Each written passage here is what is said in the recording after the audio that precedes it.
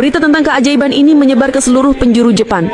Warga mulai berdatangan ke reruntuhan Hokkaido bukan untuk mencari harta, tapi untuk melihat masjid itu dengan mata kepala sendiri. Seorang pembawa berita lokal berkata dengan suara gemetar saat melaporkan langsung dari lokasi. Kami berdiri di tengah puing-puing kota yang musnah.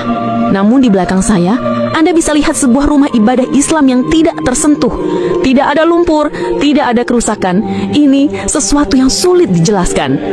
Dan mulai hari itu, masjid yang dulunya sepi itu menjadi tempat berkumpulnya mereka yang ingin bertanya tentang hidup, tentang mati, tentang Tuhan dan tentang Islam yang sebelumnya mereka hina, kini mereka mulai cari dengan mata basah dan hati hancur.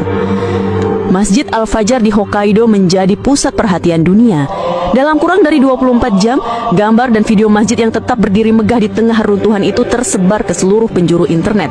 Hashtag seperti masjid yang diselamatkan, keajaiban Hokkaido, dan tanda dari langit menjadi trending global. Jurnalis dari Eropa, Timur Tengah hingga Amerika berlomba datang ke lokasi. Stasiun televisi internasional seperti Al Jazeera, BBC, dan CNN menayangkan segmen khusus tentang bangunan satu-satunya yang tak tersentuh oleh gempa dan tsunami. Para ilmuwan kebingungan.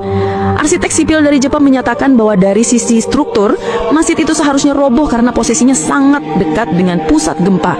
Seorang peneliti gempa dari Universitas Tokyo berkata dalam konferensi pers, "Kami telah menghitung intensitas getaran tanah di lokasi masjid itu.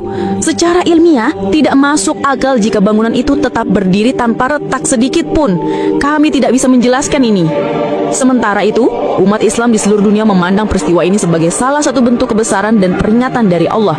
Dari Jakarta hingga Istanbul, dari Kairo hingga Karachi, khutbah Jumat dipenuhi dengan kutipan dari Al-Quran tentang kaum-kaum terdahulu yang ditimpa bencana karena kesombongan mereka. Surat Al-Hajj ayat 40 kembali dibacakan.